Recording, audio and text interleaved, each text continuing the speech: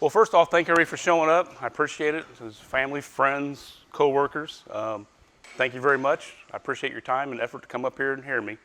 Most of you know me. I'm Jack Weiser. I'm from Fairbury, born and raised.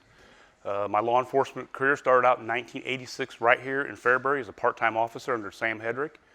I was hired by the Sheriff's Department by Don Wall in 1988, and I worked through,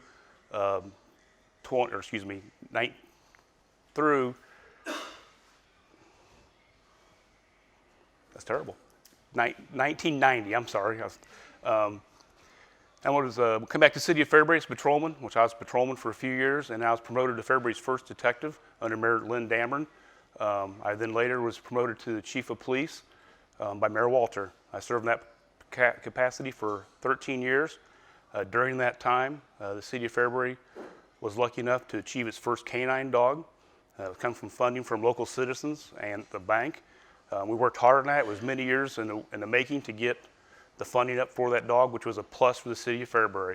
The canine unit, like most people know, is more of a deterrent than anything, but it did help the citizens of Fairbury and our youth keep drugs out of our community. I'd like to be your next sheriff of Livingston County. I do have some plans for the department, and that would be trying to get the proactive unit back up on its feet as all the local governments together. I think it was very important. Some of the gentlemen in this room have been active in that, and they'll tell you that having the local officer know the local players in the situation helps tremendously in identifying the drug dealers.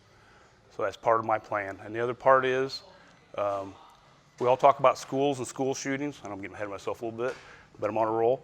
I think it would be something worthwhile to look into of having retired officers who are making part-time to go to our schools for an hour in the morning and an hour at night. There's a lot of officers out there who are retired who still have a lot of years of good service in them who would love the chance to meet and greet kids at the school doors. I think when that would happen, I think you'd see incidents start going down. I know our schools are built. I know a school that's not in our area that actually in the classroom has about 36 by 36 inch trap door in it that the kids can get down inside and they can lock the hatch. It's not in this area, but I know it's going to cost some money, but when it comes down to safety in schools, you're either going to have the school safety and you got to spend the money. If you don't want to spend the money, you're not protecting your kids. Nobody wants to spend money, but if it's that important to the citizens that keeps your kids safe in school, you're going to have to spend a little bit of money. And something else I was thinking about, we have a lot of veterans countywide in Livingston County. The veterans, once again, we could utilize them for school patrols. When the bad guy goes to a school, if there's nobody standing out front, it's making an easier target. Somebody told me one time the thief would walk down a row of cars and check the car doors. The ones that are all locked, he's not going to mess with. The one that's unlocked, he's going to get into. Not saying I want to push my problems into other counties, but I'm here to protect Livingston County. So that's kind of my opener. Questions? Yeah, okay. So what we're going to do here, he's had his opening statement. We'll do a couple of questions.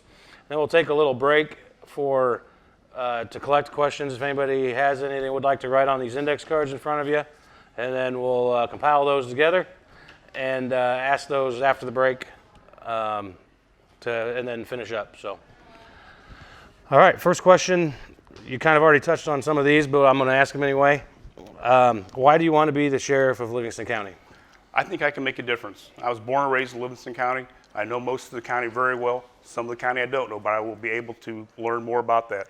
One thing I think is essential in being a good sheriff is communication. If you can't communicate with the people around you, being a VFW, a government body in Cullum or Long Point or Fairbury or Pontiac or Dwight or any of the towns, you have to have the communication.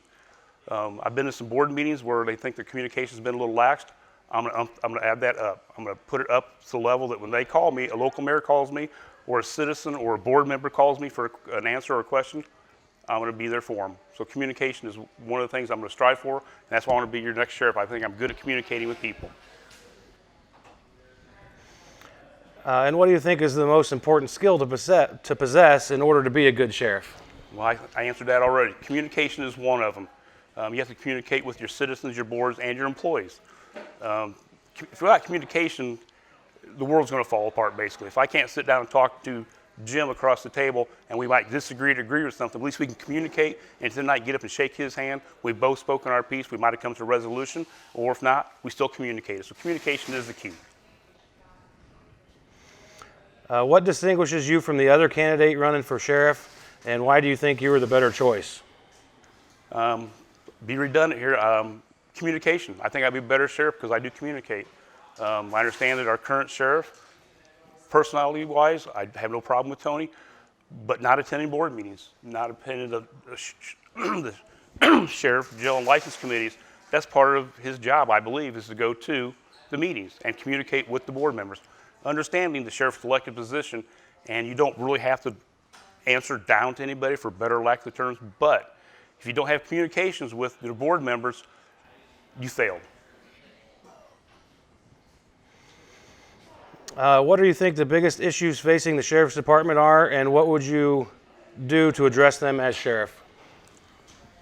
I don't think you can answer that as just one part. I think there's two parts of it. And the first part would be addressing the drug problem. It's in every county, it's in every city, and people have asked me for, can you stop the drug problem? You can't stop it. You can control it, you can minimize it, but as far as stopping it, as long as people have that will to engage in narcotics, you're not going to stop it. That's that part. The second part is the budget, the money. You have to be able to budget your money and get through the year. You know, spending your budget within a few months of your fiscal year and then going back and asking for more, there might be a circumstance for that, but normally there's not. You have to budget your money out through your whole year.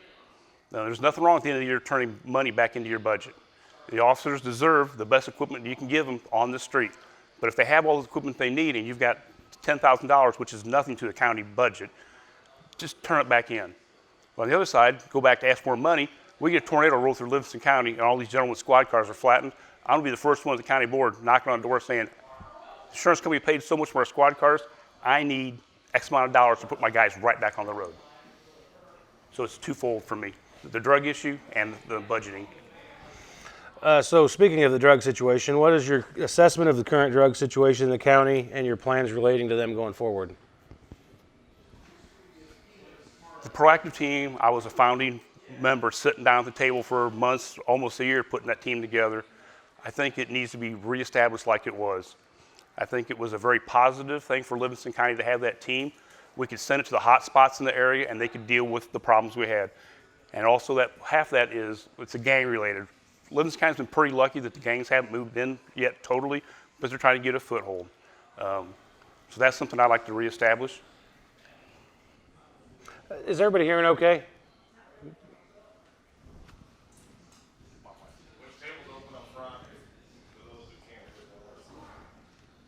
Everybody okay? I'll speak up. Okay. I think this will be our last one before we take a quick break to get questions from the audience. So if you've got anything you're thinking, jot them down quick, please. How do you feel about the Second Amendment right to own and bear arms and going along with that, concealed carry? We have a God-given right to our constitutional rights, period. Freedom of speech, firearm ownership. I do believe that if somebody chooses to own a firearm under the Second Amendment, they should be able to. If they choose not to exercise that right, they still have a right. They have exercised their right by not exercising their right. If I want to own a gun, fantastic. If you don't want to own a gun, that's fine too. That's how I feel about that. Concealed carry, I believe in concealed carry. I think in some of these school shootings and incidents across the nation, I'm not going to say it would be 100% that something would have changed in the outcome, but once again, when people know that there's armed people in the room, there's less chance of something happening. Just like the thief going car to car. He's checking the doors. He finds the one that's open. Concealed carry, I do believe in. I know for law enforcement, it is a problem a little bit because people, might not be forthright with it. I don't know how Illinois law stands exactly, but I know in Indiana, if you get stopped by an officer, the first thing is, basically, here's my card, I have a concealed carry permit. It has to be out of your mouth, not how you doing, whatever. And I guess I'll have a question for you guys later then. If I had a question, I was going to call somebody. We have a couple deputies with us tonight in the audience. So the concealed carry, I believe in, and I do believe in the Second Amendment. And like I say, if you exercise your right, you've exercised your right. If you decide not to exercise your right, you've also exercised your right. Okay, I think, yeah, we'll take a quick short break here. Stretch your legs if you want. We'll go around and gather up cards quick, and then we'll do some more questions.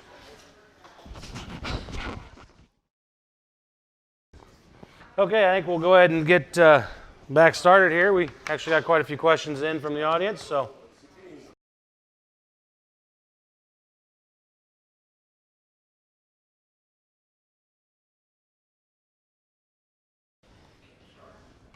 Okay, so we'll get started with the questions from the audience and some other prepared ones that we have. We'll kind of mix them in here so nobody knows where they're coming from. Will you attend county board meetings regularly? Absolutely. Like I said, that's part of communication. That's part of the function of the sheriff is to be in contact with the county board members, not only on the law enforcement, but know what goes on with the rest of the departments in the county. Go along with that, how important do you see collaboration between the county board and, not between the county board, between county and local police departments? That's one of the most important functions of law enforcement is getting along with other departments. I mean, I've always said, I don't care if the uniform's blue, brown, state police, or green. It doesn't matter. When we go someplace, we all have to work together, and that's something it has to happen. I mean, I do believe that the departments work well together, but I want to make sure that's a very tight-knit communication. Do you feel you have the ability to effectively work with or negotiate with the county board? Yes, I do. I believe very strongly that I am somewhat of a negotiator. I've been on a union, and I've been across the table from a union negotiating on the 911 board. And first year, I learned a lot being on the other side of the table, but it is give and take. So I think negotiating with the county board or a union is something I can handle very, very well.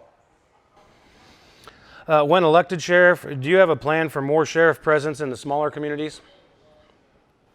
I do.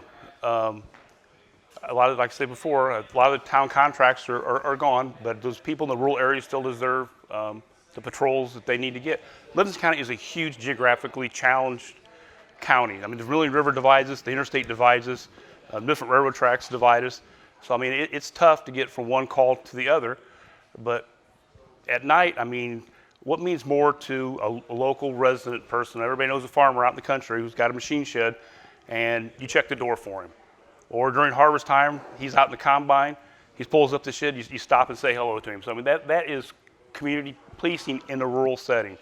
Not saying I'm not going to be in the Fairburys, Pontiacs, and Dwights helping them when they need help, but they have police departments. They have good police departments.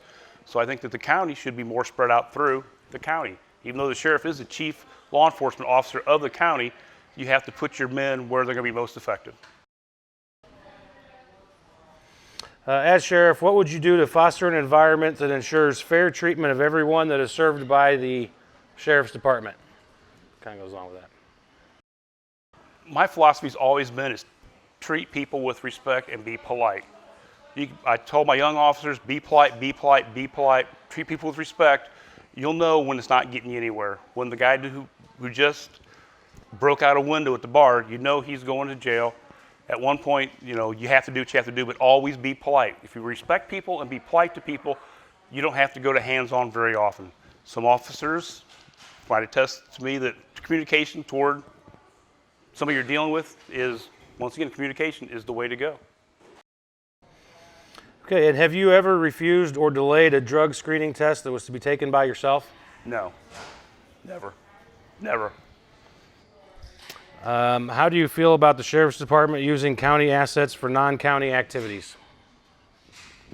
I do believe as a taxpayer that county equipment, fuel, and equipment should be used inside the county.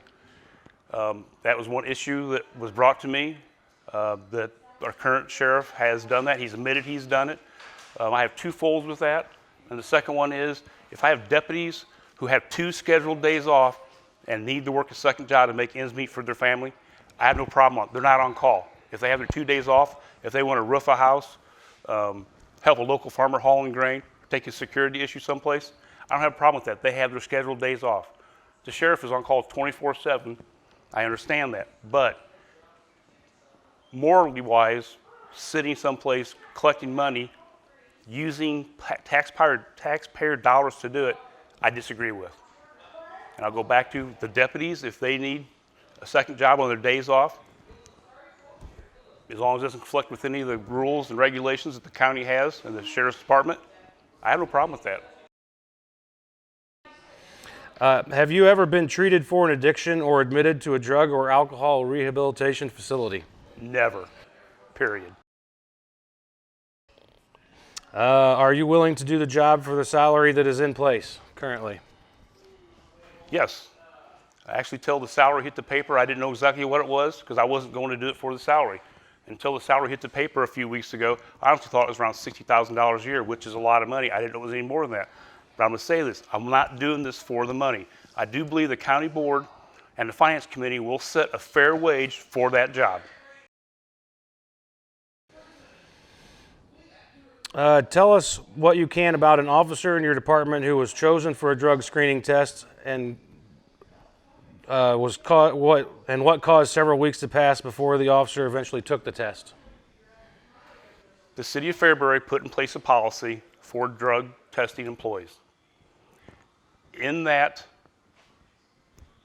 paragraph, it said for the month. The month, it starts on the 1st and ends on the last day of the month, the 28th, 29th, 30th, 31st. It wasn't clear. The union did get involved with that. And the last day of my administration, I signed the order for him to take that test.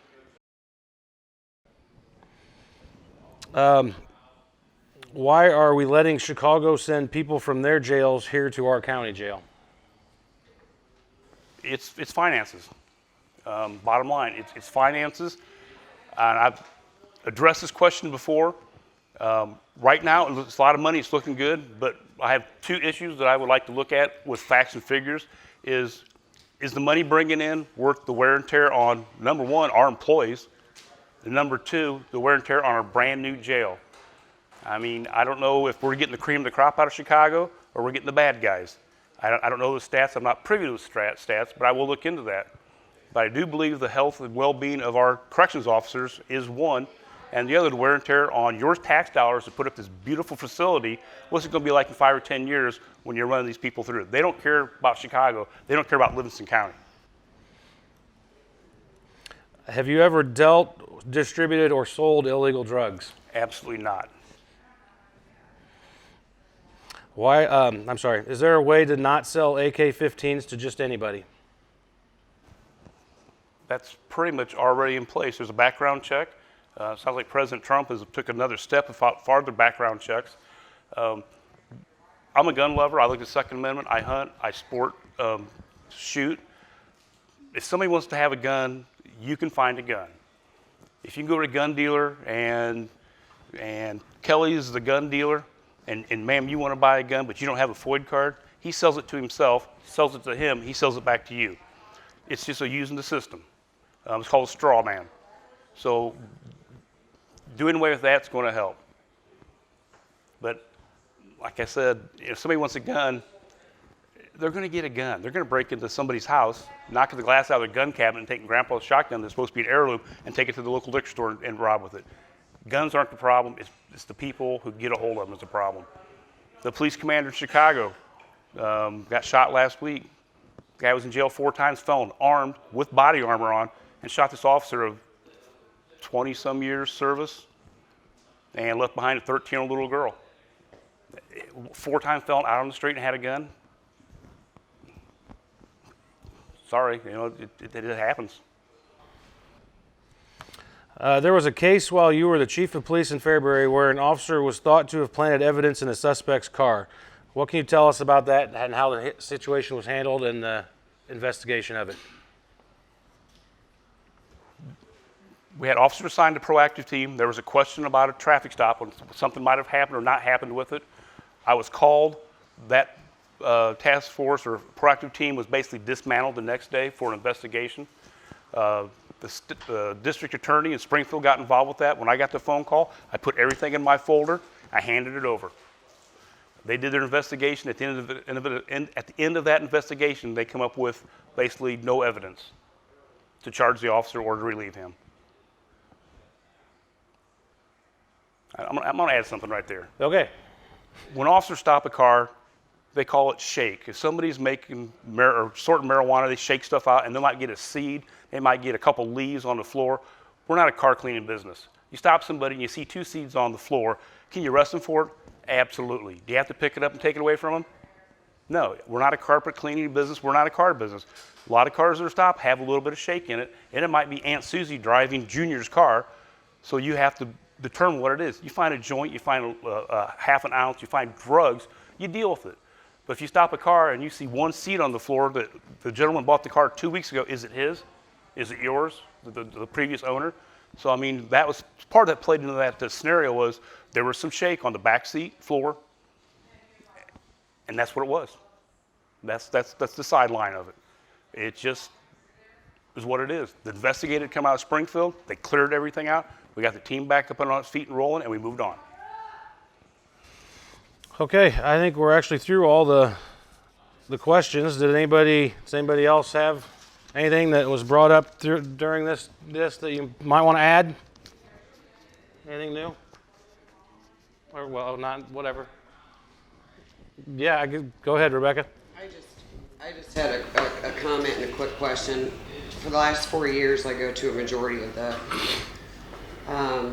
committee meetings for the county, including sheriff, jail, and license, and as well as the county board meetings, and it's very disheartening. And especially for the last 2.5 years. And I'm not saying it's one person's problem or the other, because there's some ridiculousness coming from both sides, from a couple county board members, as well as some of the stuff with the sheriff's department. And I feel like whoever comes into this position there needs to be some repair there, because we're basically at a stalemate right now with a lot of things that are going on, because the current sheriff is not coming to meetings, sheriff, jail, and license. And so I'm not saying there's not representatives there from the sheriff's department, but then we need some kind of repair. And so if you're elected sheriff, there's going to be a lot of rebuilding, I think, with the county board and the sheriff's department. And what skills do you have to kind of rebuild that up again? I know you've talked about communication, and a lot of it's going to be rebuilding trust again. And it's going to be rebuilding trust with the citizens as well, because there's a lot of us that go to those meetings and we're really disgusted by it. So what could you do to make that, make it better, as soon as you can, so we can start getting on with the business of the county? Excuse me. 1 day at a time.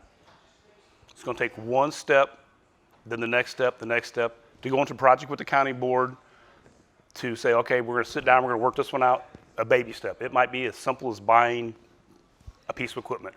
Talk about it, agree. Okay, we just built trust between the county board and the sheriff's department. Now we're going to take the next step. It might be a bigger item. It might be the same size item or a smaller item. One more step. You say step after step. It's not going to take 6 months. It's not going to take a year. It's going to take time. I hope when everybody gets together after I'm elected sheriff, we can just basically start over fresh. And I'll give a little insight. My little speech the first day I'm in office is, I had a school teacher tell me a long time ago, the first day you sit down in the classroom, you sit down in that seat, everybody's got an A. How you take your test is when you stay there or start going down. As far as the county board, the employees on the sheriff's department, road deputies, and COs, it's going to be day one. We're starting over fresh. Anything that's hanging out there, I'm going to get rid of as quick as I can, and we're going to start fresh. Everybody's going to have an A. Everybody's going to start with the same advantage as the person next to them. Fresh day at school.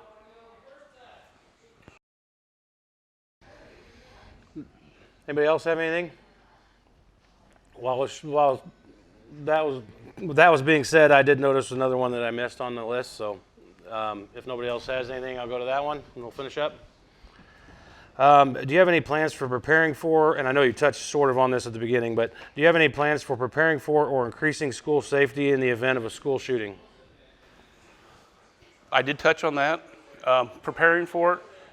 ALICE training is one of the best things going on right now, which is basically the officers go to the schools that are trained in ALICE. ALICE is basically how to prepare for a school shooting. Way back, it used to be wait till all the troops gather up, then go in.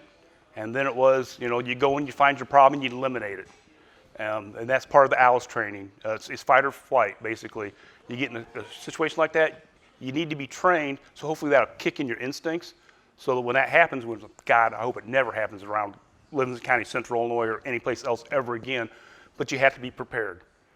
Like I said, we have VFW and American Legion people all over this county that would, I'm sure, volunteer their time to stand outside of school, so our deputies could be out doing their jobs. Retired officers, I need to talk to Dan Brady to see what steps we need to get that into place to give them the same authority a regular officer to have. Back in the day, we had auxiliaries. They're kind of by the wayside. I think it's time to look at that and bring them back. If you have teachers that would want to take a course, the 40-hour firearms course that officers take, the first to become eligible to carry a firearm, if they qualify, see if they want to be armed. And once again, the thief walking down the street, lock, unlock, he's going in there. All right, Prairie Central, Pontiac Township, Dwight, Tri-Point, their officers now, or their teachers now, have the ability to carry. I'm not going to walk in that school. And something else I think is very important is, and when I was a chief, I just harped on the schools. It's a hot day, they prop the door open. It's locked for a reason. Leave it locked. Well, I had to run in my car for a minute. Well, sorry, but go out the door you're supposed to and go in the door you're supposed to. It comes down to our children's safety. And if you're just that lazy, you don't want to take 15 more steps around the side of the building to go back through a secure entrance, I don't like it. It comes down to responsibility, starting at every level. And I've talked to some kids, and they, in their minds, they have kind of formulated what they might do in case something happens. And if somebody comes into school on one end, I hope that the teachers are smart enough to get the kids out the other side, if it's a safe zone to get them into. But once again, it comes down to, you can make every plan in the world on a school shooting.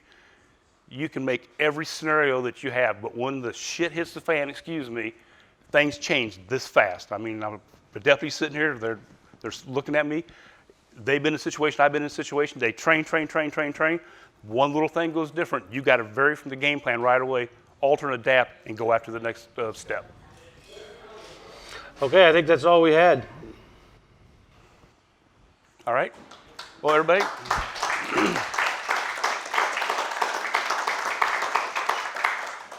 Thank you very much for showing up, everybody. I appreciate it. There's more snacks left. If you have any questions one-on-one with me, I'll be here for a while.